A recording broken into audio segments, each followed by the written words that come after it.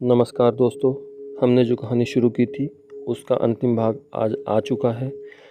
आपने पिछले कहानी में देखा कि किस प्रकार प्रफुल्ल बाबू ने एक असहाय महिला की मदद की, उसके बच्चे का इलाज करवाया। उसके आगे क्या होता है चलिए जानते हैं। दिन बीतने के साथ साथ बच्चे का नियमित रूप से बेहतर इलाज होता रहा, साथ ही रहने खाने का भी भरपूर ख्याल रखा जाता।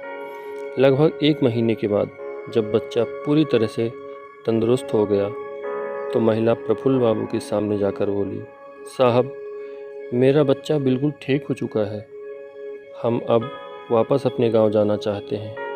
आपने जो मेरे लिए किया उसके लिए मैं जीवन भर आपका और आपके पिता कृष्णकांत जी का एहसानमंद रहूँगी। जब वो महिला अपने बच्चे के साथ वहाँ से विदा होने लगी तो प्रफुल्ल बाबू ने कुछ रुपयों के साथ दोनों को नए कपड़े और 2 जोड़ी नए चप्पल उपहार स्वरूप दी और साथ ही उसे एक चिट्ठी भी देते हुए कहा कि इसे उन्हें ही दे दीजिएगा जिन्होंने आपको यहाँ भेजा था।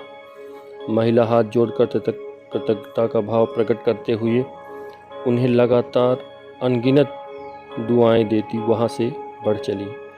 ठीक दूसरे दिन ही अपने गांव पहुँच कृष्णकांत जी को वह चिट्ठी देते हुए महिला उनसे प्रफुल्ल जी की बहुत तारीफ करने लगी। बाबा, आपका बेटा तो देवता है, देवता। कितना ख्याल रखा हमारा। ऐसा बेटा किस्मत वाले को नसीब होता है।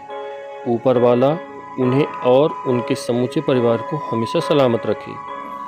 कृष्णकांत जी ने उस चिट्ठी को पढ़कर दंग रह गए।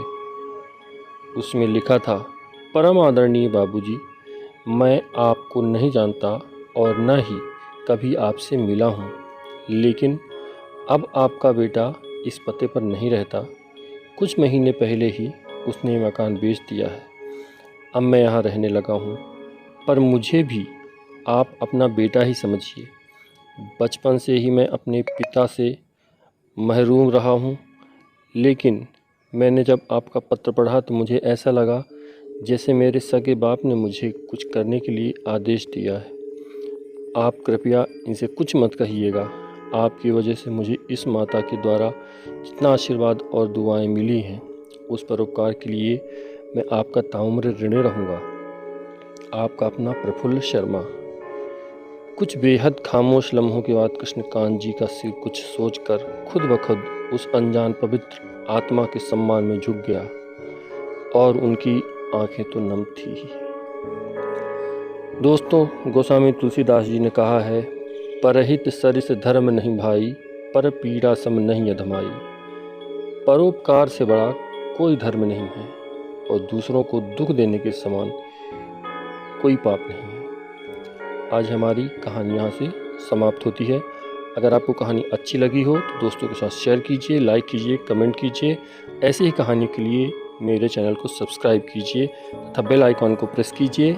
जैसे ही मैं नई स्टोरी डालूँगा आप तक पहुँच जाएगी। धन्यवाद।